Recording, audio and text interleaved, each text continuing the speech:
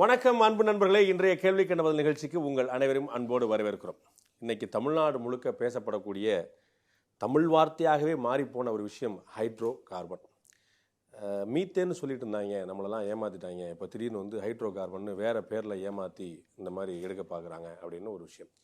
நெடுவாசல் அப்படிங்கிறது வாடிவாசலுக்கு பிறகு அதிகம் பேசப்படக்கூடிய ஒரு ஊர் பேராக மாறி இருக்கிறது. நெடுவாசலில் ஹைட்ரோ கார்பனை மத்திய அரசு எடுக்க போகிறது. அதனால் வந்து நிலவளம் பாதிக்கப்படும், நீர்வளம் பாதிக்கப்படும், விவசாயிகள் வாழ்வாதாரத்தை இழந்து விடுவார்கள். ஒட்டுமொத்தமாக மத்திய அரசு இந்த மாதிரியான ஒரு விஷயத்தை திணிக்குது அப்படின்னு சொல்லிட்டு ஒரு சந்தேகம். தொடர்ந்து போராட்டங்கள் நடந்து கொண்டிருக்கின்றன பார்க்கிறோம். இந்த பேட்டி எடுக்கப்படும் வரை இந்த போராட்டம் நடந்து கொண்டிருக்கிறது, முதலமைச்சருடான பேச்சுவார்த்தைக்கு பிறகு கூட.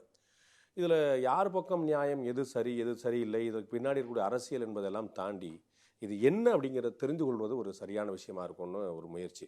அதற்காக தான் இதற்கு முன்னாடி நம்ம எப்படி வந்து அணு உலை சம்பந்தமான பிரச்சனைகளில் ஒரு கேள்வி வந்தபோது நம்ம கல்பாக்கத்தில் மன்னிக்கணும் கூடங்குளத்தில் வந்து கூடங்குளத்துடைய அணு உலையுடைய வளாக இயக்குனர் திரு சுந்தர்கிட்ட நம்ம ஒரு எப்படி பேட்டி எடுத்தோமோ அதை மாதிரி இன்றைக்கி ஒரு முயற்சி நம்ம பண்ண போகிறோம்.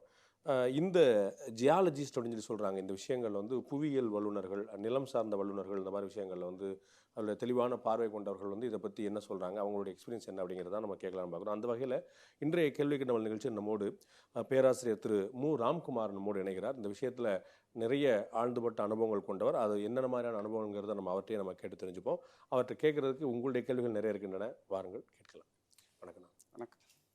இந்த பிரச்சனைகள் தொடர்பாக தான் நீங்கள் உங்களுடைய அனுபவங்கள்லாம் இருக்குதா? உங்களுடைய ஆராய்ச்சியோ உங்களுடைய படிப்போ நீங்கள் கடந்து வந்த பாதைக்கும் இந்த ஹைட்ரோ கார்பன் ரிலேட்டடான விஷயங்களுக்கும் என்ன தொடர்பு கொஞ்சம் ஷேர் பண்ணிக்கிட்டு நல்லா இருக்கும். மோர் தென் 80% ஆஃப் த பெட்ரோலியம், அதிகமாக 80%க்கு மேலே உள்ள பெட்ரோலியம் கிடைக்கிறது வந்து சுண்ணாம்பு கல்லில் தான் கிடைக்கிது. ஸோ அது சம்மந்தமான ஆராய்ச்சி என்னோட பிஹெச்டி முனைவர் பட்டத்துக்கு ஆராய்ச்சி பண்ணினேன். அது முடித்த உடனே ஐஐடி கரக்பூர், அங்கே வந்து கட்ச் பகுதியில் இருக்கிற சுண்ணாம்பு கற்களை பற்றி ஆராய்ச்சி பண்ணுறதுக்கு அங்கே இருந்தேன். அங்கே இருந்து இருக்கிறப்ப நம்ம டைரக்டரேட் ஆஃப் ஹைட்ரோ கார்பன் அப்படின்னு மத்திய அரசு வந்து ஒரு புதிய ரிசர்ச் இன்ஸ்டியூட் ஆய்வு நிறுவனத்தை வந்து ஆந்திர பிரதேஷ் ஆந்திரா யூனிவர்சிட்டியில் விசாகப்பட்டினத்தில் நிறுவனத்துக்கு முயற்சி. ஹைட்ரோ கார்பன் துறை தொடர்பாக ஆய்வு நடத்துறதுக்குன்னே ஒரு இயக்குநரகம், அதுக்குன்னே ஒரு ஆய்வு மையம். அது வந்து யுஎஸ்ஏல இருக்கிற கோஸ்டல் ஸ்டடீஸ் இன்ஸ்டிடியூட் அப்படிங்கிற மாடலில் இங்கே எஸ்டாப்ளிஷ் பண்ணுறதுக்கு முன்னெடுத்தாங்க. அதில் வந்து ஃபவுண்டர் சயின்டிஸ்ட் நான் தான் வந்து முதல் சயின்டிஸ்ட். ஸோ ஹைட்ரோ கார்பன் இயக்குனர் ஆய்வு மையம் வந்து ஒரு ஹைட்ரோ கார்பன் இயக்குநரகம் மத்திய அரசு வந்து சார்ந்து வைக்கிறாங்க, அவங்க ஆந்திராவில் வைக்கிறாங்க. அந்த ஆய்வு மையத்துடைய ஃபவுண்டர் சயின்டிஸ்ட் நீங்கள்? ஆமாம். அது அவங்க எங்களோட மேண்டேட்ஸ் என்னென்ன பண்ணணும்னு சொன்னது என்ன அப்படின்னா, வடிநில பகுதிகளில் வந்து எங்கெல்லாம் வந்து பெட்ரோலியம் கிடைக்குது, அது கிடைப்பதற்கான சாத்தியக்கூறுகள் என்ன, இது வந்து ஆராய்ச்சி ஓஎன்ஜிசிலையும் பண்ணிட்டு இருக்கிறாங்க. பட் அன்பயாஸ்டு ரிசல்ட் வேணுங்கிறதுக்காக அகடமிக் இன்ஸ்டிடியூஷன் அதனால ஏற்படும் environmental impact or allied enhancement technique, அதை வந்து உயர்த்துறதுக்கான தரம் உயர்த்துறதுக்கான ஆய்வுகள். ஸோ சுற்றுச்சூழலில் என்ன பாதிப்பு ஏற்படலாம் அப்படிங்கிறதும் அந்த ஆய்வு மையத்தில் ஆலோசனைக்கு போகிறது. அது அட்வைஸ் பண்ணுறது, அது மாதிரி ஆய்வு மேற்கொள்றதுக்கு வந்து மாணவர்களை ஃபியூச்சர் எம்ப்ளாயிஸ் ஸோ தயார்படுத்துறது. இந்தியாவிலேயே முதல் ஹைட்ரோ கார்பன் ஆய்வு மையம் வந்து விசாகப்பட்டினத்தில் வைக்கப்படுது. இல்லை, அதுக்கு முன்னாடி இன்ஸ்டிடியூட் ஆஃப் பெட்ரோலியம் எக்ஸ்ப்ளோரேஷன் டெஹ்ராடூன்ல இருக்குது. அது ரொம்ப ஜென்ரிக்காக இருக்குது. இது வந்து ஹைட்ரோ கார்பன், இது வந்து வடிநில பகுதிகளில் ஹைட்ரோ கார்பனை தேடுறதுக்கும், ஹைட்ரோ கார்பன் தேடுறதுனால இல்லை வந்து ப்ரொடியூஸ் பண்ணுறதுனால என்விரான்மெண்டல் இம்பேக்ட் என்ன நடக்குது, ப்ளஸ் அது மாதிரி ஆய்வுகள் நடத்துறதுக்கு நடத்த தகுதி உள்ள மாணவர்களை உருவாக்குறதுக்கு ட்ரைனிங், ரிசர்ச் அண்ட் ட்ரைனிங் அது நடத்துறதுக்கு வந்து ஒரு இன்ஸ்டியூட் ஏற்படுத்தினாங்க. ஸோ அதில் ஃபவுண்டர் சயின்டிஸ்டாக நீங்கள் இருந்தீங்க. அது எஸ். ஹைட்ரோ கார்பன் தொடர்பாக இந்த பெட்ரோலிய பொருட்களை பூமிக்கடியிலேருந்து எடுக்கிறது தொடர்பாக இப்போ உங்களுக்கு இருக்கக்கூடிய நாலேஜ், அந்த எக்ஸ்பீரியன்ஸ் மாதிரி இன்னும் தமிழ்நாட்டில் எத்தனை வல்லுநர்கள் இருப்பாங்க? ஒவ்வொருத்தரும் ஒவ்வொரு ஸ்பெஷலைஸ்டாக பண்ணுவாங்க.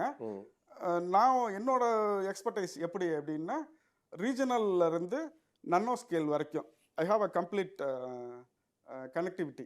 இது மாதிரி எக்ஸ்பர்டைஸ் வந்து பார்த்தீங்க அப்படின்னா தமிழ்நாட்டில் இல்லை, நான் என்னவே சொல்கிறது தப்பாக இருக்கும்னு யோசிக்கிறேன். இல்லை அப்படின்னு நினைக்கிறீங்க நீங்கள்? இதில் தப்பாக இருக்கும்னு நினைக்கிறேன். ஓகே, உங்களுடைய நாலேஜுக்கு வரல, அது அப்படி சொல்லிக்கலாம். ஓகே, அதாவது connecting end to end. Okay, இந்த இயற்கை எரிவாயு அது வந்து எண்ணெயாக இருக்கட்டும் அல்லது கேஸாக இருக்கட்டும், இல்லாட்டி நீங்கள் மீத்தேன்னு பேர் சொல்லுங்கள், இல்லை ஹைட்ரோ கார்பன் பேர் சொல்லுங்கள், இது எல்லாம் ஒரே பேரில் இருக்கிறதா? இது மீத்தேன்னு சொல்கிறதும் ஹைட்ரோ கார்பன் சொல்கிறதும் ஈத்தேன்னு சொல்கிறதும் ஷேல் கேஸ்ன்னு சொல்கிறதும் இதெல்லாம் வேறு வேறையா ஒன்றா, இல்லாட்டி ஒரே பொருளுடைய வேறு வேறு பெயர்களா? பேசிக்காக வந்து ஆர்கானிக் கார்பன், அதாவது கரிமம், அது வந்து இயற்கை ஆர்கானிக்காக உருவான கரிமம். அது வந்து தான் வந்து முதல்ல வந்து சாயிலில் செடிமெண்ட்டில் வந்து அது நதியோட முகத்துவாரத்துலேயோ கடலின் ஆழத்துலேயோ படிவரும். அது ஒவ்வொரு லேயராக ஒவ்வொன்றா வந்து படிவர ஆரம்பிக்கிறப்ப மேலே இருக்கிற ப்ரெஷர்னால கீழே டெம்பரேச்சர் இன்க்ரீஸ் ஆகும். அந்த டெம்பரேச்சர் இன்க்ரீஸ் ஆகிறப்ப அது வந்து சில மாற்றங்களுக்கு உட்படும். டெம்பரேச்சர் ப்ளஸ் ப்ரெஷர், அந்த மாற்றம் வந்து 30 டிகிரிக்கு மேலே டெம்பரேச்சர் இன்க்ரீஸ் ஆகிறப்ப ஆரம்பிக்கும். அந்த ஸ்டேஜில் அதுக்கு பேர் கீரோஜன். 60லேருந்து 180 டிகிரி டெம்பரேச்சர் வரைக்கும் கொஞ்சம் கொஞ்சமாக இன்க்ரீஸ் ஆக ஆக அந்த ஆர்கானிக் கார்பன் கீரோஜனாக மாறும், கீரோஜன் ஹைட்ரோ கார்பனாக மாறும். ஹைட்ரோ கார்பன் அப்படிங்கிறது அது வந்து அது ஒரு பாந்தியன், அது வந்து ஒரு பலவிதமான கரிம மூலக்கூறுகள், அதுக்கான ஒரு பொது பெயர். ஆமாம், hydrogen plus carbon in different molecules. அது வந்து மீத்தேன்லேருந்து ஹெக்சன் பென்டைன், அது ஒவ்வொரு கார்பன் மூலக்கூறு. ஹைட்ரோ கார்பன்ங்கிறது அதோடைய பொது பேர். அதோடைய தனித்தனியாக பிரிக்கிறதா இருந்தால் இது மீத்தேன் ஈத்தேன் மற்ற விஷயங்கள் சொல்லி சொல்கிறோம். இது ஜென்ரலாக வந்து கமர்ஷியல் நேம்னு சொல்லலாம்னு வச்சுங்களேன். சாலிட் ஃபார்மில், லிக்விட் ஃபார்மில், கேசியஸ் ஃபார்மில். இது வந்து படிவு பாறைகள். இந்த 3 விதத்துலையுமே கிடைக்கிறது, திரவமாகவோ வாயுவாகவோ படிமமாகவோ 3மே கிடைக்கிறது வந்து ஹைட்ரோ கார்பன் தான். எஸ். இப்போ வந்து மீத்தேன் எடுக்கிறேன் அப்படின்னா மீத்தேன் மட்டும் இருக்காது, ஈத்தேனும் இருக்கும், ப்ரொப்பைனும் இருக்கும், பியூட்டேனும் இருக்கும். 3 ஸ்டேஜ். முதல்ல வந்து எந்த ஏரியாவில் வந்து கிடைக்கலாம் அப்படின்னு சர்வே பண்ணுவாங்க, ரீஜனல் சர்வே. அதுக்கப்புறம் வந்து எக்ஸ்ப்ளோரேட்டரி வெல், இந்த இடத்துல இருக்கலாம், சில இடத்துல வந்து இருக்கலாம் அப்படின்னா எக்ஸ்ப்ளோரேட்டரி வெல், அதாவது வந்து முன்னோட்டம், பைலட் கார் போகிற மாதிரி ட்ரில் பண்ணுவாங்க. அதுக்கப்புறம் வந்து இன்டைரக்ட் மெத்தட்ஸ் இருக்குது, சைஸ்மிக் சர்வே, அது கிராவிட்டி சர்வே, இது மாதிரி இன்டைரக்ட் மெத்தட்ஸ் மூலமாக உள்ளே என்ன இருக்குதுங்கிறத கண்டுபிடிக்கலாம். பட் அது வந்து தோராயமாக சொல்லலாம். அதுக்கப்புறம் ஆக்சுவலாக ட்ரில் பண்ணுவாங்க. ட்ரில் பண்ணுறதுக்கு முன்னாடி வந்து நிறையா இன்டைரக்ட் மெத்தட் மூலமாக கன்ஃபார்ம் பண்ணிக்குவாங்க, ட்ரில் பண்ணுவாங்க. அப்போ வந்து கிடைக்குது, கமர்ஷியலாக கிடைக்குதுங்கிறது வேற, எவ்வளோ தூரத்துக்கு எடுக்க முடியும், கமர்ஷியலாக கிடைக்குதா, கமர்ஷியலாக கிடைக்கிறங்கிறது அதோடைய உள்ள இருக்கக்கூடிய எவ்வளோ செலவு பண்ணுறோம், பண்ணின செலவுக்கு மேலே உள்ள இருக்குதா, அது வெளியே இல்லைன்னா எடுக்க மாட்டாங்க. காவிரி பேசின்ல இந்த ஹைட்ரோ கார்பன் அதிகமாக இருக்கிறதுக்காக ஆய்வு நடத்தியிருக்காங்களா? காவிரி பேசின்ல அதிகமாக இருக்குதா? இந்த இடத்துல வந்து இது வந்து ஹைட்ரோ கார்பன் அதிகமாக இருக்கக்கூடிய பொட்டன்ஷியல் உண்டு அப்படின்னு கண்டுபிடிச்சிருக்கோமா? மற்ற செடிமெண்டரி பேசின்ஸ் ஆஃப் இந்தியாவோட கம்பேர் பண்ணுறப்ப பார்த்தீங்கன்னா it is less endowed. Krishna பேசின்லையோ இல்லை கோதாவரி பேசின்லையோ கம்பேர் பண்ணுறப்ப காவிரி வடிநிலத்தில் வந்து கிடைக்கிற அளவு கம்மி. இப்போ உலகத்தில் இந்த ஹைட்ரோ கார்பன் எடுக்கக்கூடாது, இது நல்லதுக்கு இல்லை, இது ஆபத்து அப்படின்னு தடை செய்யப்பட்ட பகுதிகள் ஏதாவது இருக்குதா? எங்கள் ஊரில் நாங்கள் ஹைட்ரோ கார்பன் எடுக்க மாட்டோம்ப்பா, எக்ஸ்ப்ளோர் பண்ண மாட்டோம்ப்பா, தெரியல. இதுதான் வந்து ஜெர்மன்லையும் யூஎஸ்லையும் சில மாகாணங்கள்லையும் அந்த மாதிரி தடை இருக்குன்னு சொல்லி சொல்கிறாங்களே, உங்களுக்கு தெரியுமா? எனக்கு வந்து அது மாதிரி என்ன சொல்கிறது அப்படின்னா, ஹைட்ரோ கார்பன் எடுக்கிறதுக்கு தடை உள்ள நாடுகள் இல்லை, அது மாதிரி சம்பவங்கள் நடந்திருக்கான்னு எனக்கு தெரியாது. அதே மாதிரி அமெரிக்காவில் சில மாகாணங்கள், டெக்சாஸ் உள்பட சில மாகாணங்கள், அது மாதிரி டெக்சாஸ் தான் வந்து அது வந்து there are counties இருக்கலாம், not the whole state, counties இருக்கலாம். அதுக்கு வந்து சில லோக்கல் இஷ்யூஸ் காரணமாக இருக்கலாம், ஆக்டிவிசம் காரணமாக இருக்கலாம். ஸோ தடை என்னோட கஸ். ஓகே. ஸோ தடை செய்யப்பட்ட பகுதிகள் வந்து ஹைட்ரோ கார்பன் எடுப்பதற்கு தடை செய்யப்பட்ட பகுதி உலகத்தில் இருக்கா அப்படின்னு உங்களுக்கு தெரியல, உங்கள் நாலேஜில் இல்லை. ஓகே. உலகத்தில் எங்கெங்கெல்லாம் அதிகமாக இந்த ஹைட்ரோ கார்பன் கிடைக்குது? 3-4 ஜோன் சொல்லலாம். கல்ஃப் ரீஜன், வளைகுடா பகுதி. யூஎஸில் வந்து டெக்சாஸ், பென்சில்வேனியா அந்த பகுதி. ருஷ்யாவில் வந்து ஆர்டிக் போர்ஷன் ஆஃப் ருஷ்யா. இப்போ வந்து வி ஆர் டெவலப்பிங். ஓகே. ஆனால் நம்ம இந்தியன் அக்கரன்ஸை விட சவுத் சைனா சீல வந்து ஏகப்பட்டது கிடைக்குது. Relatively quantity wise we have plenty of oil and gas. இந்தியாவில் இந்த ஹைட்ரோ கார்பன் அதிகமாக இருக்கக்கூடிய இடங்கள் எது இருக்கு? KG basin, Krishna KG basin Krishna Godavari, Andhra Telangana அந்த பகுதியில் கிருஷ்ணா கோதாவரியில் தான் இந்தியாவிலே அதிகம் இருக்குது. பிற மாநிலங்களில் வேற அசாம் ரீஜன்ல இருக்குது, கட்சியில் எடுத்துட்டு இருக்காங்க. பட் ஃபர்ஸ்ட் வந்து இந்தியாவில் வந்து ஆயில் அக்கரன்ஸ் அப்படின்னு பார்த்தீங்கன்னா பாம்பே ஆப்ஷோரில் தான். இப்போ இந்தியாவில் அஸ்ஸாமில் இருக்குது, குஜராத்தில் இருக்குது, பாம்பேல முன்னாடி பண்ணிட்டு இருந்தோம். ஆப்ஷோர்ல இன்னும் ப்ரொடியூசிங் வெல்ஸ் இருக்கு. ஓகே, கிருஷ்ணா கோதாவரி ஆந்திராவில் கிருஷ்ணா கோதாவரி பகுதியில் இருக்குது, தமிழ்நாட்டில் காவிரி பேசின்ல இருக்குது. இது தவிர வேறு ஏதாவது பகுதியில் இவ்வளோதானா இந்தியாவில்? இப்போ வந்து நம்ம வந்து கொங்கன் பேசின்ல வந்து ட்ரை பண்ணிட்டு இருக்கிறோம். கமர்ஷியலாக ப்ரொடியூஸ் பண்ணுற அளவுக்கு இன்னும் we are in the exploration stage. இந்தியாவில் இதற்கு முன்னாடி நீங்கள் இப்போ நெடுவாசலில் பார்க்குற மாதிரி எங்கேயா எதிர்ப்பு கேள்விப்பட்டிருக்கீங்களா? இந்த மாதிரி ஐயோ அங்கே வந்து இந்த அளவுக்கு நான் பார்த்தது இல்லைங்க. ஏன் அப்படின்னா இந்த சமயத்தில் வந்து 2 விஷயங்கள் நான் சொல்லணும்னு ஆசைப்படுறேன். half truth is dangerous than complete lie. One, ஒரு முழு பொய்யை விட பாதி உண்மை ஆபத்தானது. கட்டாயம். ஓகே, இப்போ இந்த தமிழ்நாட்டில் இதே எக்ஸ்ப்ளோரேஷன், இதே மாதிரியான ஹைட்ரோ கார்பன் எடுக்கக்கூடிய விஷயம் தமிழ்நாட்டில் நடந்துகிட்டு இருக்கா? நான் எம்எஸ்சி படிக்கிற காலத்துலேருந்து செகண்டரி ரெக்கவரியே பார்த்துருக்கிறேன் புவனகிரியில் 90லேயே. ஸோ அப்போலேருந்து நடந்துட்டு தான் இருக்குது. கோயில் கலப்பால், திருத்துறைப்பூண்டி வரிசையாக அந்த கோசல் பெல்ட்டில் வந்து எடுத்துகிட்டு தான் இருக்கிறாங்க. 40 வருஷமா ஓஎன்ஜிசி தமிழ்நாட்டில் இருக்கும்னு சொல்லி சொல்கிறாங்க. ஸோ 40 வருஷமா இந்த எக்ஸ்ப்ளோரேஷன் நடந்துட்டு இருக்கு. எக்ஸ்ப்ளோரேஷன் மட்டும் இல்லை, ப்ரொடக்ஷனும். ஓகே, இதுக்கு முன்னாடி நடந்துட்டு இருக்கக்கூடிய ப்ரொடக்ஷன்ஸ் எல்லாமே இந்த கோர் நம்ம சொல்லக்கூடிய இந்த மீத்தேன் மாதிரியான விஷயங்களா, இல்லாட்டி ஆயில் மட்டுமா, இல்லாட்டி வேற கேஸ்? எல்லா இடத்துலையும் solid form, liquid form, gas form 3 இருக்கும். அளவுகள் தான் வித்தியாசம் இருக்கும். எது டாமினேட் பண்ணுதோ அதை பொறுத்து அது ஆயில் வெல் இல்லை கேஸ் வெல்னு சொல்லுவோம். தமிழ்நாட்டில் இது மாதிரி என்னென்னலாம் எடுக்கப்பட்டிருக்கு, உங்களுக்கு எங்கே எடுக்கப்பட்டிருக்குன்னு சொல்லி சொல்லும்போது நீங்கள் புவனகிரி, திருத்துறைப்பூண்டி இந்த மாதிரி விஷயம் சொன்னீங்க. அந்த பெல்ட்டில் நிறைய இடங்கள் நடந்துட்டு இருக்குன்னு சொல்லி சொன்னீங்க, காரைக்கால் உட்பட ஐ திங்க். ஆமாம். ஓகே, அங்கே இருக்கிறதெல்லாம் வந்து இன்னைக்கு இருக்கிற மாதிரியான ஆபத்தான விஷயமா பார்க்கப்படுதா, இல்லாட்டி இது அது எல்லாமே ஒன்று தானா? காவேரி பேசினை பொறுத்த வரைக்கும் லித்தலாஜிக்கலி, அதாவது மண் படிவுறுதல் ஹிஸ்டரி, இந்த பெட்ரோலியம் உருவாகிற விதம், உருவான பெட்ரோலியம் அதே இடத்துல இருக்காது. ஏன்னா அதோட டென்சிட்டி கம்மியாகிருது. அதனால அது அங்கேருந்து மைக்ரேட் ஆகும். மைக்ரேட் ஆகி இன்னொரு இடத்துல போய் தேங்கும். அதை ரிசர்வாயர்னு சொல்லுவோம். உருவாகிற இடத்த வந்து சோர்ஸ்னு சொல்லுவோம். பாறை துகளுக்கு இடையில கேப் இருக்குது, அது பொராசிட்டி. அந்த கேப்ஸ் எல்லாம் கனெக்டடாக இருக்குது, அது பெர்மியபிலிட்டி. கேப் இருந்ததுன்னா உருவான கேஸோ ஆயிலோ அங்கே வந்து நின்றுக்கும்.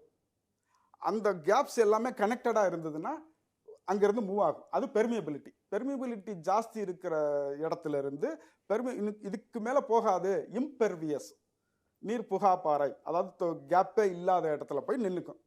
ஸோ இந்த நம்ம காவேரி பேசினை பொறுத்த வரைக்கும் மேக்ஸிமம் வந்து பார்த்தீங்கன்னா ஸ்ட்ராட்டிகிராஃபிக் ட்ராப் ஜாஸ்தி, ஸ்ட்ரக்சரல் ட்ராப் கிடையாது. கேஜி பேசினில் ஸ்ட்ரக்சரல் ட்ராப் ஜாஸ்தி.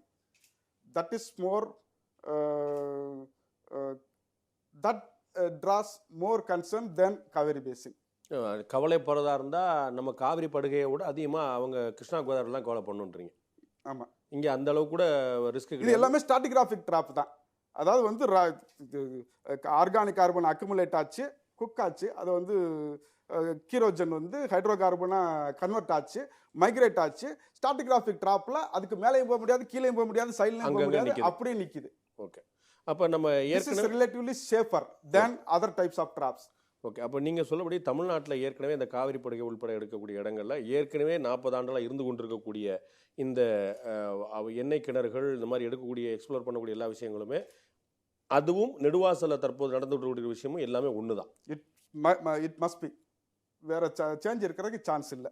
இந்த மாதிரி எண்ணெயை இல்லாட்டி எரிவாயை இல்லாட்டி கார்பனை வந்து வேற மாதிரி எடுக்கும்போது நிலத்தடி நீர்மட்டம் பாழாயிடும் அப்படிங்கிறது பொய்யா? நிலத்தடி நீர்மட்டம் அப்படின்னுங்கிறது வந்து ஒவ்வொரு பகுதிக்கும் அளவு, அதோட டெப்த் வந்து மாறும். இது வந்து கீழே ஆழத்துக்கு போக போக போக நீர்புகா பாறைகள் தான் இருக்கும். அதுக்கு கீழே வாட்டர் கீழே போக முடியாது, அதை அழுத்துற அளவுக்கு ப்ரெஷர் இருக்காது, கிராவிட்டியும் பிடிச்சி இழுக்காது. ஸோ நிலத்தடி நீர் அப்படிங்கிறது ஒரு குறிப்பிட்ட அளவு ஆழம் வரைக்கும் தான். தண்ணீருக்கு தேவைப்படக்கூடிய நீர்மட்டம் எங்கே இருக்குதோ அதுக்கு கீழே தான் இந்த ப்ராசஸ் நடக்கும் போது அந்த இடத்துல இல்லை. அதுக்கு இதுக்கு சம்மந்தமே இருக்காது. சமயத்தில் வந்து கிலோமீட்டர் கணக்கில் தள்ளி இருக்கும். அது ரெண்டுக்குமான கனெக்ட் ஆகிருந்ததுன்னா பெட்ரோல் இருக்காது, பெட்ரோல் உருவாகாது. ஸோ ஸோ அது ரெண்டுமே சம்மந்தமே இல்லாத விஷயம், கிலோமீட்டர் கணக்கில் டிஃப்ரென்ஸு. ஸோ நிலத்தடி நீர்மட்டம் பாதிக்காது. ரெண்டும் கனெக்ட் ஆகிறதுக்கு சந்தர்ப்பமே இல்லை. நீங்கள் வந்து ஒரு ஃபிசிக்கலாக ரெண்டும் கனெக்ட் பண்ணினால் ஒழிய. ஓகே, நேச்சுரல் கண்டிஷனில். ஓகே. அதே மாதிரி இந்த ஹைட்ரோ கார்பனை எக்ஸ்ப்ளோர் பண்ணுறதுக்கு எடுக்கிறதுக்காக அதிக அளவில் நீர் பயன்படுத்தப்படணும். அது போய் இந்த ப்ரெஷர் பண்ணி தான் அந்த வேதிப்பொருட்கள் எல்லாத்தையுமே வெளியெடுக்கணும். அதனால தேவைப்படுற செலவாகிற தண்ணீர் வந்து இன்னும் அதிகம். அது உண்மையா பொய்யா? ஒரு ஓவர் பர்டன் ப்ரெஷர், அவ்வளோ ப்ரெஷரில் இருக்கிறப்ப இது வந்து டென்சிட்டி கம்மி. ஸோ மேலே போகிறதுக்கு தான் வழி பார்த்துட்டு இருக்கும். நீங்கள் ட்ரில் பண்ணுறப்ப அது உள்ளே இருக்கிற ப்ரெஷரில் தானாக மேலே ஏறி வரும். அத்தனை மீட்டர் அத்தனை கிலோமீட்டர் மேலே ஏறி வந்துருமா? ஆமாம், இவ்வளோ ப்ரெஷர் இருக்கு இல்லையா? இல்லை, நம்ம அதை வந்து பிரித்தெடுக்கிறதுக்கு அழுத்தம் கொடுக்கணும், அதுக்கு தண்ணி தேவைப்படுதுங்க. அது அடுத்தது வர்றேன்.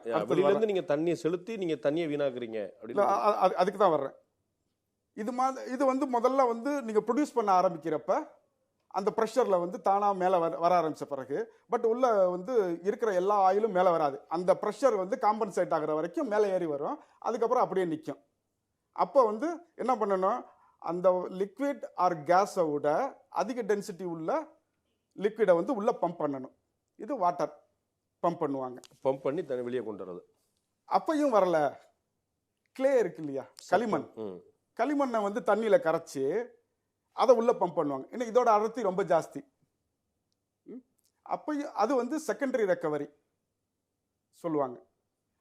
அதுக்கு பிறகும் வந்து என்ஹான்ஸ்டு ஆயில் ரெக்கவரிங்கிறது வந்து 80s வந்து ஆரம்பிச்சுது. கேஸ் கார்பன் டை ஆக்சைடு இருக்குல்ல, கரியமில வாயு, அதையும் உள்ள பம்ப் பண்ணுவாங்க.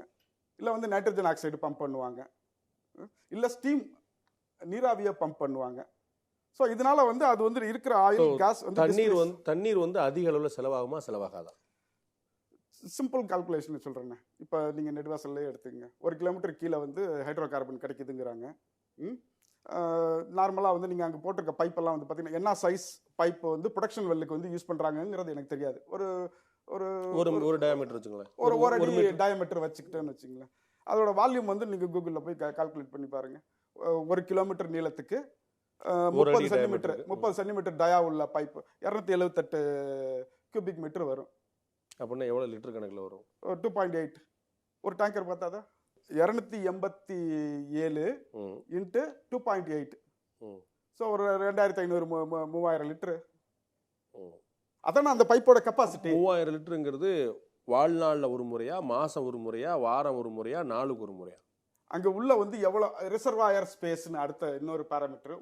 உள்ள கொள்ளளவு எவ்வளோ, நீங்கள் எத்தனை கியூபிக் மீட்டர் கேஸ் எடுக்கிறீங்களோ அந்த கேப்பை வந்து இது ஃபில் பண்ணணும் இல்லையா? இல்லை, அதாவது நீங்கள் சொன்னீங்க ஒரு கண்டெய்னர் லாரி போதும், ஒரு 8000 லிட்டர்கள் அந்த பைப்பை ஃபில் பண்ணுறதுக்கு. ஓகே, நீங்கள் எவ்வளோ ப்ரொடியூஸ் பண்ணுறீங்களோ, ஒரு நாளைக்கு 100 கேலன் பைப்பை ஃபில் பண்ணுறதுக்கு அவ்வளோ போதும். ஆமாம். ஆனால் நீங்கள் ப்ரெஷர் பண்ணி அதை எடுத்து பண்ணுறோம் இல்லையா? ஆமாம், திருப்பி இது வெளியே வரும், அதுவும் வெளியே வரும். ஆமாம், ப்ரொடக்ஷன் வந்து ஒரு நாளைக்கு அந்த வெல்லுலேருந்து 100 கேலன் ஒரு கணக்கு வச்சுட்டிங்கன்னா அந்த 100 கேலன் தண்ணி உள்ளே போனால் தான் 100 கேலன் ஆயிலோ கேஸோ வெளியே வரும். ஸோ அப்போ வந்து வெறும் ஒரு டேங்கர் லிட்டர் தண்ணீர் கிடையாது அது. ஆமாம், ஆனால் எவ்வளோ ப்ரொடியூஸ் பண்ணுறீங்களோ அவ்வளோ உள்ள. ஆனால் அது ரீசைக்கிளபிள். ஏன்னா உள்ளே இருக்கிற கெப்பாசிட்டி வந்து லிமிட்டட் இல்லையா, ரிசர்வாயர் அளவை பொறுத்து மாறும். நீங்கள் செலுத்துகிற தண்ணி வந்து குடிநீராக இருக்கும் அல்லது வயலுக்கோ விவசாயத்துக்கோ பயன்படுற நீராக இருக்கும். அந்த தண்ணீர் உள்ளே போயிட்டு திருப்பி நீங்கள் ரீசைக்கிள் பண்ணால் அது குடிநீராக இருக்க முடியாது. ரீசைக்கிள் அப்படிங்கிறது அதே திரும்ப அதே கிணறுக்குள்ள சைக்கிள் பண்ணிக்கிட்டு இருக்கு. அந்த பர்பஸுக்கு நான் ரீசைக்கிள்னு சொல்றது குடிநீருக்கோ விவசாயத்துக்கோ அல்ல, அந்த பர்பஸுக்கு, அதை வந்து எக்ஸ்ப்ளோர் பண்ற பர்பஸுக்கு. அதுதான் நான் முதல்ல வால்யூம்ல ஆரம்பிச்சேன். இப்போ வந்து ஒரு டேங்கர் தண்ணி ரப்புனீங்கன்னா அதை தான் திரும்ப யூஸ் பண்ணிட்டே இருப்பீங்க. ஏன்னா அது இல்லாமல் வந்து சில இப்போ அடிட்டிவ்ஸ் யூஸ் பண்ணுறாங்க இல்லையா, கிளே யூஸ் பண்ணுறாங்க டென்சிட்டி இன்க்ரீஸ் பண்ணுறதுக்கு. அந்த தண்ணியை வந்து வெளியே அனுப்பிச்சிட்டாங்கன்னா அவங்களுக்கு லாஸ் இல்லையா? திரும்ப கிளே வாங்கணும் இல்லையா, திரும்ப கரைக்கணும் இல்லையா? ஸோ அந்த வெல்லில் ப்ரொடக்ஷனுக்கு வந்து திரும்ப யூஸ் பண்ணிட்டே இருப்பாங்க. அதை தான் ரீசைக்கிளிங்னு சொன்னேன். ஸோ அந்த வாட்டரும் வந்து எக்ஸசிவாக தேவைப்படாது அப்படின்னு நினைக்கிறீங்க? Not the way it is. வெளியில் வந்து கேள்விப்படுற விஷயங்கள் அளவுக்கு அந்த அளவுக்கு புதாகாரமானதா அல்ல. இந்தியாவில் கடல் அடியில் இதே ஹைட்ரோ கார்பன் வந்து பல இடங்களில் இருக்குன்னு பார்க்குறோம். நீங்கள் சொன்ன மாதிரி கிருஷ்ணா கோதாவரி பேசினில் இருக்குது, ப்ளஸ் கடல் அடியில் இருக்குது. அப்படின்னா அங்கெல்லாம் எடுத்தால் யாரும் கேட்க போடல. அதெல்லாம் எடுத்து முடிச்சா அப்புறம் நீங்கள் விளைநிலத்துக்கு வரலாம்ல. அதெல்லாம் எடுத்து முடிச்சாச்சுப்பா, அதெல்லாம் ட்ரை ஆயிடுச்சு அப்படின்னா அதுக்கப்புறம் அந்த மற்ற பகுதி வந்தால் சரியா இருக்கும் இல்லையா? நமக்கு வந்து தேவை வந்து டிமாண்ட் சப்ளை ரேஷியோ அப்படிங்கிறது வந்து 80% வந்து நம்ம இம்போர்ட் தான் வந்து டிபெண்ட் பண்ணியிருக்கிறோம். இல்லை இன்னைக்கு இல்ல இது வந்து பெரிய இஷ்யூ. இட் இஸ் அதான் நாட் இந்தியாவில் நெடுவாசல் அலோன். அதான் காட் இந்தியாவிலேயே அதிகமான இறக்குமதி வந்து எண்ணெய் தான் செய்யப்படுது. நம்முடைய அந்நிய செலாவணி நிறைய அதுக்கு தான் போகுது. நான் புரிஞ்சுக்கிறேன். என்னுடைய கேள்வி, இந்தியாவிலேயே இதே மாதிரி ஹைட்ரோ கார்பன் கிடைக்கக்கூடிய இடங்கள் கடலுக்கு அடியிலேயே இருக்குது அப்படிங்கும்போது காஸ்ட் ஆஃப் ப்ரொடக்ஷன் ஜாஸ்தி. அங்க இது உள்ளல இருந்து ப்ரொடியூஸ் பண்றதுக்கான டெக்னாலஜி டிபெண்டன்ஸ் ஆஃப் டெக்னாலஜி வந்து ஜாஸ்தி. பட் உங்களுக்கு வந்து காசு செலவாகும் அப்படிங்கிறதுக்காக காசுங்கிறது ஒரு மெட்டஃபோருக்கு சொன்னேன். காசு மட்டும் விஷயம் அல்ல. நான் கேள்விப்பட்ட வரைக்கும் நெடுவாசல் இருக்கக்கூடிய இந்த இடமே வந்து ஒரு 30 வருஷத்துக்குள்ள அதான் அதுக்கு லைஃப். அது ஸ்மால் ஃபீல்ட். ஆமாம், ஸ்மால் ஃபீல்டு. ஆமாம். ஸோ அது வந்து 30 வருஷத்துக்கு மேலே அது வந்து அந்த இடத்துல பயன்படாது. அது அப்புறம் மூடிட போகிறது தான். அப்படியே ஸோ அதோடைய ஆயுட்காலமும் அதில் எவ்வளோ கெப்பாசிட்டி இருக்குங்கிறத நம்ம தெரிஞ்சு வச்சிருக்கிறோம். அதை மாதிரி கடல் மட்டங்களில் இருக்கிறது, பாலைவன பகுதியில் இருக்கிறது, பாறைகளில் இருக்கிறது, இது மாதிரி வந்து கேட்க தேவைப்படாத இடங்கள் இருக்கிறதெல்லாம் எக்ஸ்ப்ளோர் பண்ணி முடிச்சிட்டோம்ப்பா அப்படின்னு சொல்லி இந்த பக்கம் வந்தோம்னா ஒரு அர்த்தம் அது ஆபரேட்டர்ஸ் டிசைட் பண்ண வேண்டியது, ப்ரொடியூசர்ஸ் டிசைட் பண்ண வேண்டியது. சயின்டிஸ்ட் கமெண்ட் பண்றது எந்த அளவு அதுக்கு மதிப்பு இருக்குங்கிறீங்க? அது வந்து business decision. Modern technologies, equipments அதெல்லாம் யூஸ் பண்ணினாலும், நீங்க ட்ரில் பண்ணி வெல் டெஸ்டிங் பண்ணினாலும் வெளியில எடுக்கிறதுங்கிறது வந்து ஸ்டில் டிஜிட்டல் ட்ரீம். ஸோ வந்து டூ மணி ரிஸ்க், அதிகபட்ச பிஸ்னஸ் ரிஸ்க் வந்து உள்ள எக்ஸ்ப்ளோரேஷன் ஆர் ப்ரொடக்ஷன் ப்ராசஸ். இதில் வந்து அப்படின்னா அதோட rate of production without disturbing the natural condition. ஏன்னா வந்து ஆல் ஆஃப் சடன் வந்து இப்போ இந்த ரிசர்வாயர்ல இருந்து ஒரு நாளைக்கு இந்த ரேட் ஆஃப் ஃப்ளோவில் வெளியே எடுத்தாதான் அந்த வெல் மெயின்டெனன்ஸ் கண்டிஷன்ஸ் வந்து எந்த ரிஸ்க்கும் இல்லாமல் அதோட லைஃப் டைமை வந்து பாஸ் பண்ணும். ஓகே, இது இங்கே தான் வந்து ஒரு ஃபார் எக்ஸாம்பிள் ஒரு 2 மில்லியன் கியூபிக் மீட்டர் வந்து கேஸ் இருக்குது. இதுக்கு வந்து திருச்சிக்கு வந்து அதிகமாக வந்து கேஸ் சப்ளை தேவைப்படுது. நாளையிலேருந்து வந்து ஒரு 10 மோட்டார் போட்டு பம்ப் பண்ணு அப்படின்னா உள்ள டீஸ்டபிளைஸ்ட் ஆகும். அது வந்து உள்ள ஏற்கனவே ஒரு கன்ஃபைன்டு ப்ரெஷரில் இருக்கிறது. அதை வந்து இந்த நேச்சுரல் ஃப்ளோ கண்டிஷனில் தான் எடுக்கணும். எவ்வளோ பம்ப் பண்ண முடியுதோ அவ்வளோ வேகத்தில் தான் எடுக்கணும். நீங்கள் அந்த ரேட்டை மாற்றினீங்க அப்படின்னா கீழே டிஸ்டர்ப் பண்ணுறீங்க. ஓகே, இப்போ நீங்கள் பண்ணக்கூடிய நீங்கள் நடந்துருக்கக்கூடிய ட்ரில்லிங்கில் வந்து நேராக அந்த தண்ணிக்காக போடுற ட்ரில்லிங் மாதிரி இப்படி நேராக தான் மட்டும் போகுமா, இல்லாட்டி சைட்லேயும் போகுமா, குறுக்குவாட்டில் நெடுக்குவாட்டில் 4 திசையிலையும் போகுமா? பிரைமரி ப்ரொடக்ஷன் வெல் வந்து ஷார்ட்டஸ்ட் ரூட் ஒன்று அண்ட் ஸ்ட்ரைட் ப்ராபபிலி ஸ்ட்ரைட். அதில் வந்து ரெக்கவரி ரேட் பார்ப்பாங்க. அது வந்து அந்த ப்ரொடக்ஷன் ப்ரெஷர் குறையுது அப்படின்னா அந்த ரெக்கவரி ரேட்டை வந்து மெயின்டைன் பண்ணுறதுக்கு சைட் போர் பண்ணுவாங்க, இல்லை செகண்டரி ரெக்கவரிக்கு ஃப்ளூயிட்ஸ் பம்ப் பண்ணுவாங்க. இந்த சைடு போர் அப்படிங்கிறது எவ்வளோ எக்ஸ்டென்சிவாக இருக்கலாம்? அந்த ரிசர்வாயரோட எக்ஸ்டென்ட்டை பொறுத்து, எவ்வளோ தூரத்தில் வந்து அந்த கேஸ் ஆர் ஆயில் எவ்வளோ தூரம் வரைக்கும் இருக்குதோ அது வந்து இரகுலராக தான் இருக்கும்.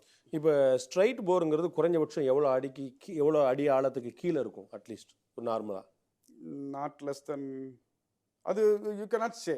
இல்லை அப்ராக்சிமேட்லி நார்மலாக. ஏன்னா இப்போ இது ஒரு சின்ன விஷயம் எடுத்தீங்களேன், நீங்கள் புகார் நகரத்தை பற்றியோ இல்லை வந்து சாண்டிலியன் கதையிலையோ வந்து கொல்லிவாய் பிசாசு வந்து இப்போ பூம்புகார் பக்கத்தில் இருந்ததுன்னு சொல்லுவாங்க. அதெல்லாம் ஷாலோ கேஸ் பாக்கெட். எங்கெல்லாம் ஆர்கானிக் கார்பன் வந்து அழுக ஆரம்பிக்குதோ, ஆக்சிடைஸ் ஆகலையோ, அங்கெல்லாம் வந்து ஹைட்ரோ கார்பன் உருவாகும். அது வந்து நேச்சுரலாக கம்பஷ் ஆகுதான் வந்து அது மாதிரி இருக்கு. காக்கிநாடா பகுதியில் நான் சர்வே பண்ணுறப்பே பார்த்துருக்கேன். ஸோ இந்த மாதிரி கேஸ் தான் கொல்லிவாய் பிசாசு. அதுதான் அந்த காவிரி வடிநில பகுதியில் சராசரியாக இந்த மாதிரி ஒரு ஆயில் அல்லது கேஸ் இல்லாட்டி ஹைட்ரோ கார்பன் எடுக்கிறதுக்கு ஆவரேஜாக ஸ்ட்ரைட் போர் வந்து எவ்வளோ போக வேண்டியிருக்கும்? Minimum 2 kilometre. 2 கிலோமீட்டர் வந்து ஆவரேஜ். மினிமம். ஓகே, அந்த 2 கிலோமீட்டர் வரைக்கும் நம்ம போக முடியுது அப்படிங்கும்போது சைடில் எவ்வளோ தூரத்துக்கு நம்மளால போக? அது அந்த ரிசர்வாயர் அந்த கேஸ் உள்ள பகுதியில் அது 10 கிலோமீட்டர் வரைக்கும் இருக்கணும் வச்சுக்கோ. நம்ம இது எவ்வளோ ஒரே வெள்ளில இருந்து போட மாட்டாங்க. இல்லை அதான் இங்கே நம்ம எவ்வளோ தூரம் போக முடியும்? ஒரு வெள்ள இப்போ இங்கேருந்து நெடுவாசல்ல ஒரு பைப் போட்டு நம்ம கண்ணால் பார்க்குறோம் அப்படின்னா அது ஸ்ட்ரைட் போர் வந்து 2 கிலோமீட்டர்ஸ் வரைக்கும் போகும். 200 மீட்டர்ஸ் போகலாம். 2500 ஏக்கரோ ஏதோ ஒன்று படித்த மாதிரி ஆகும். ஏன்னா வந்து எனக்கு சரியா அதோட எக்ஸ்டென்ட் தெரியல. 2500 ஏக்கர்னு பட் எதில் படிச்சேன்னு ஞாபகம் இல்லை. But a few hundred meters. So side போருங்கிறது சாத்தியம்தான், எடுக்கக்கூடிய வாய்ப்பு உண்டு. அது வந்து 2500 மீட்டருக்கு மேலே கிடையாது நார்மலா. அதுக்கு மேல வந்து அங்க போர் போட வேண்டிய அவசியம் இல்லை இல்லையா, அடுத்த போர்ல போடுவாங்க. ஓகே. சைட் போர், ஹரிசாண்டல் போருங்கிறது expensive and they are doing business. Okay. Fracking அப்படின்னு ஒரு வார்த்தை வந்து ரொம்ப அதிகமாக அடிபடுது. ஹைட்ரோ கார்பனுக்கு அடுத்து அதிகமாக அடிபடுற வார்த்தை ஃப்ராக்கிங். இந்த ஃப்ராக்கிங் முறையில் இவங்க வந்து எக்ஸ்ப்ளோர் பண்ண போகிறாங்க. அதில் வந்து பொடி பொடியாக கல் போட்டிருக்கோம் அந்த தண்ணீரோடு சேர்ந்து. அதில் வந்து நிறைய ஆர்சனிக் உள்பட நிறைய கொடுமையான விஷம்லாம் அதில் உள்ளே இருக்கும். அதெல்லாம் நீங்கள் போட்டு வெளியே வரும்போது பெரிய சிக்கலாயிரும். அந்த பாறைகளுக்கு இடையில் இடைவெளி வந்துடும். அது வந்து பூமியோடைய நிலத்தட்டுகளையே மாற்றி அமைச்சிரும். பூகம்பத்துக்கான வாய்ப்புகள் உண்டு. ப்ளஸ் அந்த விஷ வாயுக்கள்லாம் வெளிவர வாய்ப்பு உண்டு. இது இவ்வளவுமே ஃபால்ஸான தியரின்னு சொல்ல போறீங்களா? Half truth is more dangerous than lie, complete lie. So இதில் ஏதோ ஹாஃப் ட்ரூத் இருக்குன்னு நினைக்கிறேன். எங்கே ஹாஃப் ட்ரூத்னு சொல்கிறேன். ஃப்ராக்கிங் அப்படிங்கிறது அப்படின்னா ஹைட்ரோ கார்பன் கீழே அடியாளத்தில் இருக்குது.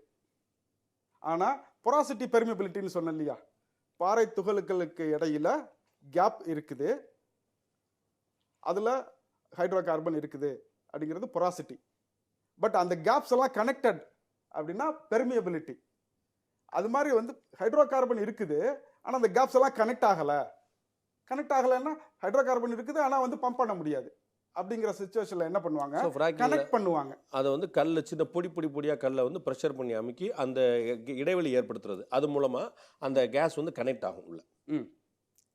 கனெக்ட் ஆகிறது வந்து மேல இருந்து பம்ப் பண்றாங்க இல்லையா, அந்த பம்போட கனெக்ட் ஆகும். அந்த ரிசர்வாயர் ப்ரொடக்ஷன் வெல்லோட கனெக்ட் ஆகும், சரௌண்டிங் ரீஜனோட கனெக்ட் ஆகாது. கனெக்ட் ஆச்சுன்னா loss, they cannot produce. Fracking வந்து இங்கே மட்டும் இஷ்யூ அல்ல, நிறைய இடத்துல வந்து இது பற்றின இதனால இம்பாக்ட் பற்றியும் ஸ்டடி பண்ணியிருக்கிறாங்க. ஃப்ராக்கிங்னால வந்து பூகம்பம் வரும். ஒரு கிட்டத்தட்ட வந்து ஒரு 50,000 வெல் 2011 வரைக்கும் யூஎஸில் டெக்சாஸில் வந்து நடந்த ஃப்ராக்கிங் வந்து ஸ்டடி பண்ணியிருக்கிறாங்க.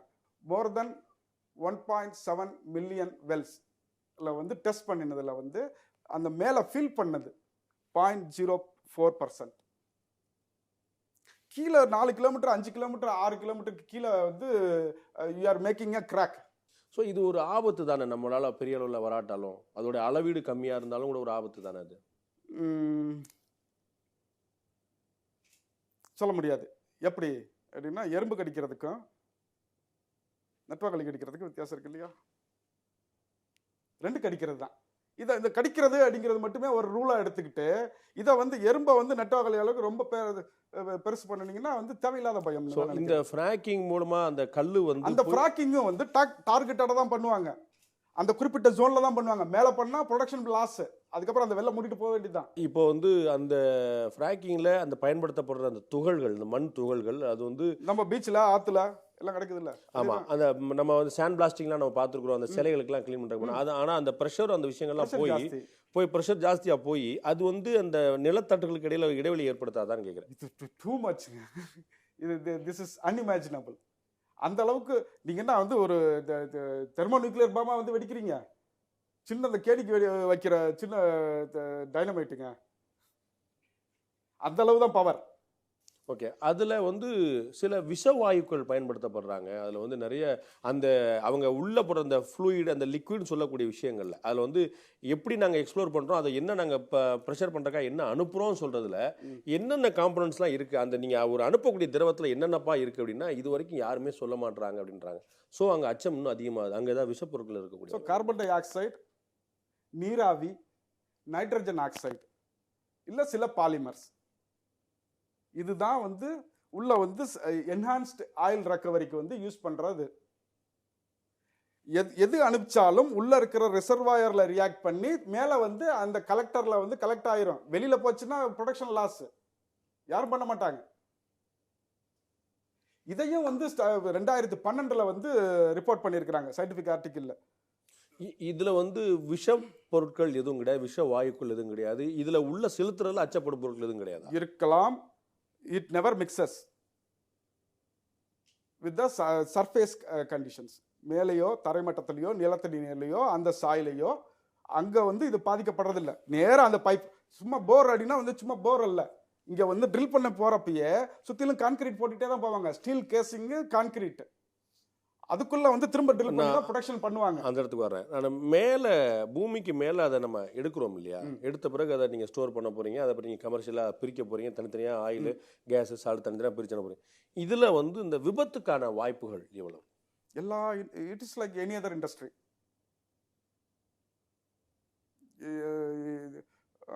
ஸ்டில் மெல்டிங் இண்டஸ்ட்ரி இருக்கு இல்லையா, இல்லை வந்து பெரிய அலாய் மேக்கிங் இண்டஸ்ட்ரி இருக்கு இல்லையா, ரிஃபைனரியில் வராத ஆபத்தா வந்து க்ரூட் ஆயிலாக இருக்கிறப்ப அது அந்த சமயத்தில் செல்ஃப் கம்பூஷன் தானா தீப்பற்றி கொள்ளக்கூடிய நிலைமை வந்து க்ரூட் ஆயிலுக்கு கம்மி, மீத்தேனுக்கு ஜாஸ்தி. ஆனால் வெளியில் எடுக்கிறது வந்து லிக்விஃபைடாக தான் வெளியே எடுக்கிறாங்க, கேஸாக எடுக்கிறது இல்லை. அது தானாக வந்து இப்போ லிக்விட் ஆக்சிஜன் வந்து நீங்கள் வந்து பெரிய பெரிய டேங்கரில் போயிட்டு இருக்கிற இதில் ரோட்டில் அதை ஓவர்டேக் பண்ணி பைக்கில் ஓவர்டேக் பண்ணிட்டு தானே போகிறோம். அப்படியே அது கவுந்தாலும் என்ன, எத்தனை நீ கவுண்ட் பண்ணி பார்க்கலாமே எத்தனை லாரி வந்து என்ஹெச்சில் போகுதுன்ட்டு. ஸோ லிக்விட் ஆக்சிஜனை விட ஒரு டேஞ்சரஸ் செல்ஃப் கம்பூஷன் தானா தீப்பத்தி கொள்ளக்கூடிய வாயு என்னன்னு எனக்கு தெரியல. அதுவே ரோட்டில் போகுதுன்றீங்க. விவசாய நிலம் பாதிக்கப்படும் இந்த ட்ரில்லிங் மூலமாக, இந்த எக்ஸ்ப்ளோரேஷன் மூலமாக. முதல்ல பாதிக்கப்பட போகிறது ஃபார்மிங், விவசாயம் பாதிக்கப்படும், அவருடைய வாழ்வாதாரம் பாதிக்கப்படும். இப்போ இந்த ஸ்டுடியோ இருக்குது, இந்த 6 மீட்டர் டயா ஸ்டேஜ் வந்து reserved for just for this interview. So இது மாதிரி operational requirement of land area இருக்குது. இது வந்து நார்மலாக இன்டர்நேஷ்னல் ஸ்டாண்டர்டில் இந்தியாவில் கூட அப்படி தான் ஃபாலோ பண்ணுறாங்கன்னு நினைக்கிறேன். 120 மீட்டர் பை 120 மீட்டர் அப்படிங்கிறது வெல்லு சேஃப்டி டிஸ்டன்ஸு. அங்கே வந்து ஒரு வாட்ச் அண்ட் வார்டு, இல்லை வந்து ஒரு கண்ட்ரோல் சிஸ்டமு, இல்லை ஃபியூச்சர் எக்ஸ்பான்ஷனுக்கு அப்படின்னு வந்து மினிமம் வந்து அதாவது எக்ஸ்ப்ளோர் பண்ணுறப்ப பெரிய பெரிய இன்ஸ்ட்ருமெண்ட்டெல்லாம் வரும். எக்ஸ்ப்ளோர்லாம் பண்ணி வெல் டெஸ்டிங்லாம் பண்ணி பம்பிங் ரெகுலர் பம்பிங் ஆரம்பிச்சிருச்சு அப்படின்னா அங்கே வந்து ஒரு பெரிய மோட்டார் பம்ப் இருக்கும். அதுக்கு வந்து நார்மலாக சில இடத்துல வந்து பார்த்தீங்கன்னா ஒரு 20 மீட்டர் பை 20 மீட்டர் சுற்றிலும் விவசாயம்லாம் பண்ணியிருப்பாங்க. I can show you examples. So அதிகபட்சமாக ஒரு கிணறுக்கு வந்து 120 மீட்டர் இன்ட்டு 120 மீட்டர். இது வந்து இன்டர்நேஷனல் ஸ்டாண்டர்டு. நார்மலாக அப்படி தான் நானும் போகிற இடத்துலலாம் பார்க்குறேன். ஓகே, இது வந்து அவங்க எடுத்துக்கக்கூடிய இடம். ஆனால் இந்த ட்ரில்லிங் மூலமாக, இந்த எக்ஸ்ப்ளோரிங் மூலமாக விவசாய நிலத்துக்கு பாதிப்பு வராதா, விவசாயத்துக்கு பாதிப்பு வராதா? எக்ஸ்ப்ளோரேஷன் வேற, ப்ரொடக்ஷன் வேற. நான் ப்ரொடக்ஷனே சேர்த்து தான் கேட்குறேன். வர்ற கம்பெனிஸோட ஆர் ப்ரொடியூசரோட ஆர்கனைசேஷனோட பர்பஸ் என்ன, வாட் எவர் எது வந்து கீழே ஹைட்ரோ கார்பன் இருக்குதோ அதை எடுத்துகிட்டு போய் ரிஃபைனரியில் சேர்த்து அதை வச்சு காசு பார்க்குறது. இது பிஸ்னஸ் மாடல். அதை வந்து அங்கே ஸ்பில் ஆகிறதுக்கு விடுவாங்களா? ஹியூமன் எங்கேயுமே வந்து 100% பர்ஃபெக்ட் ஐடியல் சிஸ்டம் அப்படிங்கிறது ஃபிசிக்ஸ்லையும் கிடையாது. There is nothing called perfect. So இந்த ஹியூமன் எரர் அப்படின்னு வந்து இருக்கலாம், இல்லை ஆப்ரேஷனல் அதில் வந்து எக்யூப்மெண்ட் மால் ஃபங்க்ஷன் இல்லை, ஒரு விபத்து இல்லாட்டி அசாதாரண சூழ்நிலை ஏற்படக்கூடிய விஷயத்த நான் தவிர்த்துறேன். நான் அது வந்து அது எல்லா இடத்துலையும் சந்தர்ப்பம், ரோட்டில் நடந்து போனாலே ஆபத்துக்கான விபத்து. நான் அது கேட்கல, நான் கேட்கறது இந்த ப்ராசஸ்லேயே தண்ணீர்லாம் உள்ளே போயிடும், இல்லாட்டி உள்ளே இருக்கிற தண்ணீர்லாம் எடுத்துரும், அந்த மாதிரியான விஷயங்கள் போகிறதுக்கு விட மாட்டாங்க இல்லையா? இங்கே ட்ரில் பண்ணுறப்பயே எக்ஸ்ப்ளோரேஷன் ட்ரில் அப்பயே ப்ரொடக்ஷன் கூட வந்து அடுத்த ஸ்டேஜுக்கு அடுத்த stage, third stage production stage. Explore பண்ணுறப்பயே வந்து இவங்க ட்ரில் பண்ண வந்து காங்கிரீட் கொட்டிட்டு ஸ்டீல் கேசிங், அதாவது ட்ரில்லு, ஸ்டீல் கேசிங்கு, அதுக்கப்புறம் கான்கிரீட். ஸோ நீங்கள் சொல்கிறது வந்து ஒரு அடி விட்டத்தில் வந்து ஒரு துளை போடுறாங்க அப்படின்னா வெளியில் வந்து முழுமையாக காங்கிரீட் வச்சு பூசிட்டே தான் அந்த துளை போயிட்டே இருக்கும் அடைக்கப்பட்டு. அதற்கு பிறகு அதில் ஸ்டீல் கேசிங் தனியாக வந்து இரும்பு, முதல்ல ஸ்டீல் கேசிங்கு, அதை சுற்றி கான்கிரீட். இது வந்து ஃபர்ஸ்ட் லேயர். அப்போ டெஸ்ட் பண்ணுறப்ப நீங்க சொல்றபடி உள்ள பூமிக்கு அடியில 2 கிலோமீட்டர் வரைக்கும் போறாங்க இல்லையா? 2 கிலோமீட்டர் கீழே தான் வந்து இது இருக்கும். அதுக்கு மேல வந்து 2 கிலோமீட்டர் 3 கிலோமீட்டர் வரைக்கும் கூட போயிருக்காங்க. ஆவரேஜ் நான் சொல்றேன், 2 கிலோமீட்டர் கீழே ஆவரேஜ்னு வச்சுக்கிட்டோம்னா 2 கிலோமீட்டர் வரைக்கும் போகும்போது இந்த ஸ்டீல் கேசிங்கும் இந்த கான்கிரீட் கேசிங் போட்டே ஆகணும், இல்லாட்டி பம்ப் பண்ண முடியாது. ஸோ தரையில பூமியில இருக்கக்கூடிய மற்ற பொருட்கள் எதுவுமே இந்த குழாய்க்குள்ள போக முடியாது. இந்த குழாயில போனா இவங்களால ப்ரொடியூஸ் பண்ணவே முடியாது. குழாயில இருந்து போகக்கூடிய எந்த பொருளும் சைட்ல வந்துடாது, வரக்கூடாது, வரவும் முடியாது. வந்துச்சுன்னா லாஸ். அவங்க வந்து அங்க கண்டாமினேட் பண்றதுக்கு வரல, ப்ரொடியூஸ் பண்றதுக்கு தான் வர்றாங்க, டு மேக் மணி. ஸோ அதனால சைடில் இருக்கக்கூடிய விவசாய நிலத்தோடைய பாதிப்பு எதுவும் ஏற்படாது. அங்கே இருக்குது, இது இங்கே இருக்குது. ரெண்டுக்கு கனெக்டிவிட்டியே கிடையாது. இருந்ததுன்னா அங்கே பெட்ரோலே இருக்காது. இந்த நேச்சுரல் கேஸ் நம்ம வந்து இந்த பயோ கேஸ்ன்னு சொல்லிட்டு இருக்கோம். சாணத்துலேருந்தே நம்ம அந்த மாதிரிலாம் பண்ண முடியும். நம்ம வந்து பண்ணுறாங்களே. அப்போ அந்த மாதிரிலாம் ஆரோக்கியமான வழி இருக்குது, ஆபத்து இல்லாத வழி இருக்குது. அது மூலமாக பல வேறு விஷயங்கள் நடக்கும். கால்நடை பாதுகாப்பு இருக்கும், விவசாய தொழில் வளரும். அதெல்லாம் விட்டுட்டு இது மாதிரி இருக்குதா இல்லையான்னு குழப்பிக்கிற விஷயத்துக்கு ஏன் போகணும் அப்படின்னா, இது எக்கனாமிக்கலாக இது வயபிள் இல்லையா பயோகேஸ்? கிட்டத்தட்ட எனக்கு விவரம் தெரிஞ்சு ஒரு 30 வருஷமாக இந்த பயோகேஸு, கோபர் கேஸு இதெல்லாம் கவர்மெண்ட் வந்து நிறையா சப்சிடி கொடுக்குறாங்க. நீங்கள் சொன்னீங்கன்னா உங்கள் வீட்டுக்கே அவங்களே வந்து எக்ஸ்பர்ட் கூப்பிட்டு வந்து மானியமும் கொடுத்து இது பண்ணிட்டு இருக்கிறாங்க. எந்த அளவுக்கு நம்ம ஃபாலோ பண்ணுறோம், தேவையை மீட் பண்ணுறோமாங்கிறதான் விஷயம். இல்லை, அது வந்து சாத்தியமா இல்லையான்னு நான் கேட்குறேன். ஆன் பேப்பர் பர்ஃபெக்ட், ஆனால் நடைமுறையில் சாத்தியம் இல்லை. 30 வருஷமா ப்ரொமோட் பண்ணிட்டு இருக்கிறாங்க இல்லையா? இல்லை, இப்போ பிரச்சனை அதிலிருந்து எரிசக்தி எரிவாயு எடுக்க முடியாதுங்கிறதா, அல்லது நான் என்னோட சோம்பேறித்தனமா என்னுடைய அவேர்னஸ் இல்லாதனால நான் பண்ணாமல் இருக்கேன்? இது நம்ம வந்து ஈஸி அவைலபிலிட்டி, ஸ்பேஸ், அது மெயின்டெனன்ஸ், இது 3 ரீசனாக இருக்கலாம்னு நினைக்கிறேன். ஃபோன் பண்ணால் வீட்டுக்கு கேஸ் வர்றப்ப நான் ஏன் வந்து வாரம் ஒரு தடவை வந்து சாணியை கரைச்சி தொட்டியில் ஊற்றிட்டு இருக்கிறேன்? இப்போ இருக்கிற வந்து அர்பன் கல்ச்சரில் எல்லா இடத்துலையும் அது மாதிரி மெயின்டைன் பண்ணுறது பாசிபிளா? யோசிங்க. அர்பன் கல்ச்சரில் தனி மனிதர்கள் செய்கிறது சாத்தியம் இல்லாமல் இருக்கலாம், அரசாங்கம் செய்யலாம் இல்லையா? சாணியை எங்கேருந்து கலெக்ட் பண்ணுவாங்க? ரொம்ப க்ரூடான கொஸ்டின். இல்லை, ஏன் பால் கலெக்ட் பண்ணுறாங்க? எங்கேருந்து கலெக்ட் பண்ணுறீங்க? ஆவின் பால் வந்து தமிழ்நாடு முழுக்க கலெக்ட் பண்ணுறீங்க. எங்கேருந்து கலெக்ட் பண்ணுறீங்க? ஒவ்வொரு வீட்லேயும் போய் விவசாயிட்ட வாங்கி கூட்டுறவு சங்கம் வச்சு அந்த இடத்துல அவங்க கொடுத்து அதை இன்னொரு இடத்துக்கு ட்ரான்ஸ்ஃபர் பண்ணி அதை சில்லிங் பண்ணி அதை பியூரிஃபை பண்ணி வீடு வீடாக பாக்கெட்டாக தனித்தனியாக பிரித்து கொடுத்து ஒரு வில்லேஜில் வந்து அது வந்து சக்ஸஸ்ஃபுல்லாக என்டையர் வில்லேஜ் இப்போ வந்து இது கழிவறைகளே இல்லாத கிராமத்தை உருவாக்குவேன்னு சொன்னாங்க இல்லையா? அது மாதிரி வந்து இந்த வில்லேஜில் இருக்கிற அத்தனை வீடுகள்லையுமே வந்து இது மாதிரி பயோகேஸ் போட்டு பண்ணியிருக்கிறாங்க அப்படின்னு ஒரு வில்லேஜ் காமிங்க. இந்த உள்ள வந்து குழாயில் அந்த கேஸ் எல்லாம் வெளியே எடுக்கிறதுக்காக செலுத்தப்படக்கூடிய நீர் நீங்கள் சொன்ன மாதிரி ஒரு முறை 2 முறையெல்லாம் ரீசைக்கிள் பண்ணப்பட்ட பிறகு அது என்ன ஆகும்? இந்த ப்ரெஷரில் வந்து வாட்டர் லாஸ் இருக்கும். ஏன்னா ப்ரெஷர் இன்க்ரீஸ் ஆகிறப்ப டெம்பரேச்சர் இன்க்ரீஸ் ஆகும், அது எவாபரேட் ஆகும். அந்த எவாபரேஷன் ஆகிறது வந்து ரேட் ஆஃப் எவாபரேஷன் வந்து பார்த்தீங்கன்னா வந்து few millilitres per thousands of gallons அப்படின்னு எடுத்துட்டனாலும் ஓவர் த டைம் இது வந்து ரொம்ப டென்சிட்டி ஆகலாம். ஆனால் உள்ளே தேங்கியும் நிற்கலாம். ஸோ இதனால தான் வந்து அடிஷ்னல் வாட்டர் தேவைப்படுது. அதை வெளியில் கொண்டு போய் டிஸ்போஸ் பண்ணுறதுங்கிறது வந்து ஐ நெவர் ஹியர்டு. இல்லை, ஒரு சொல்லப்படுற விஷயம் என்னென்னா இதுக்கு பயன்படுத்தப்படுற வேதிப்பொருள் அதை கொண்டு வெளியில் கொட்ட மாட்டாங்க.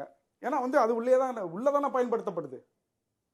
உள்ள வந்து வேக்குவமாக கிரியேட் பண்ணிட்டு வெள்ளை மூடிட்டு வர மாட்டாங்க இல்லையா? இந்த பர்பஸ் சால்வ் ஆயிடுச்சுன்னா அதை தூக்கி வேற இடத்துல போடுறது. ஏன் அது அந்த பாறைகளுக்குள்ள போனது பைப்பில் நிற்கிறது அப்படியே தான் இருக்கும், மூடிட்டு போயிட்டே இருப்பாங்க, அவ்வளோதான்.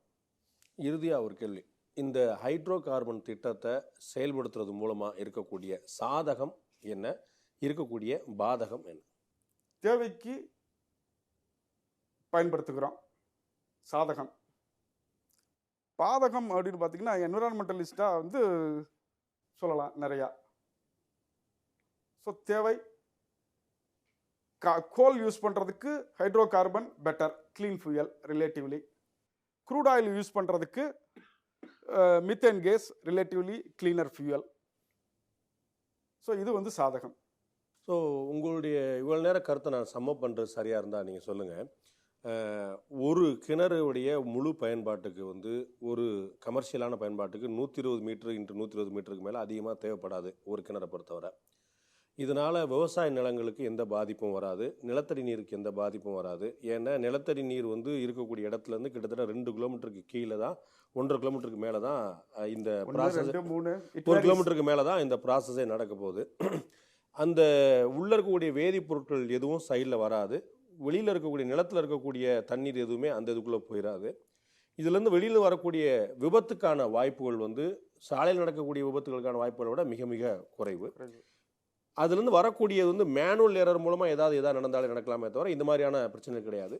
தமிழ்நாட்டிலேயே பல இடங்கள்ல இருக்குது, இந்தியாவில் பல இடங்கள்ல இருக்குது. ஸோ இது வந்து கம்பேரிட்டிவாக ஒரு லெஸ் ரிஸ்க் விஷயம் தான் அப்படின்னு நீங்கள் நினைக்கிறீங்க? ஆமாம், இண்டஸ்ட்ரி ஸ்டாண்டர்ட்ஸில் வந்து பார்த்தீங்கன்னா இட்ஸ் லெஸ் ரிஸ்கியர். எந்த இடத்துல இது சரியாக புரிய வைக்க இதில் சந்தேகம் இருந்தது, அப்படின்னா you form a group, form a expert group, select 10 wells. That is what I said. 10 வெல்ல செக் பண்ணுங்க. சாயில்ல இருந்து, அட்மாஸ்பியர் ஏரோசால்ல இருந்து, வாட்டர் குவாலிட்டில இருந்து, இது வாட்டர் லெவல் வேரி ஆகிறதுல இருந்து செக் பண்ணுங்க. எப்பயுமே எந்த ஒரு ப்ராஜெக்ட்டும் ஆரம்பிக்கிறதுக்கு முன்னாடி வந்து பேஸ்லைன் டேட்டா ஒன்று ரெடி பண்ணுவாங்க. அதுக்கு முன்னாடி ரெகுலராகவே கவர்மெண்டல் ஏஜென்சிஸ் வந்து செக் பண்ணிட்டு இருப்பாங்க. அதுக்கப்புறம் ப்ரொடக்ஷன் ஆரம்பிச்ச நிலையிலேருந்து ஒரு மாதத்துக்கு ஒரு தடவை போய் சாயில் சாம்பிள் எடுங்க, வாட்டர் சாம்பிள் எடுங்க, செக் பண்ணுங்க. இதுக்கு வந்து ஒரு குழுவை ஃபார்ம் பண்ணுங்க. டெக்னிக்கல் பீப்புளும் லோக்கல் பீப்புளும் இன்வால்வ்டா. So this is what I use to say, they both can live together happily. Hydrocarbon எடுப்பதும் விவசாயமும், விவசாயிகளும் மக்களும், நீங்களும் நானும் அனைவரும் இணைந்து சந்தோஷமா வாழலாம். ஹைட்ரோ கார்பன் எடுக்கப்பட்ட பிறகும் trust but verify, educate the mass. So இது பற்றின விழிப்புணர்வு தான் அதிகம் தேவையா? Geological knowledge, geological awareness creation வேணும், கிரியேட் பண்ணணும். ஸோ ஒற்றவரில் சொல்வதா இருந்தால் நெடுவாசலில் ஹைட்ரோ கார்பன் எடுக்கிறது தொடர்பான அச்சம் தேவையில்லைன்னு சொல்லுங்க. Yes, I agree fully as a geologist. நன்றி பேராசிரியர் ராம்குமார். இவ்வளவு நேரம் உங்களுடைய கருத்தையும் உங்களுடைய நேரத்தையும் எங்களோட பகிர்ந்து நன்றி. உங்களுடைய நல்ல நோக்கங்கள் நிறைவேற எங்களுடைய வாழ்த்துக்கள். நன்றி.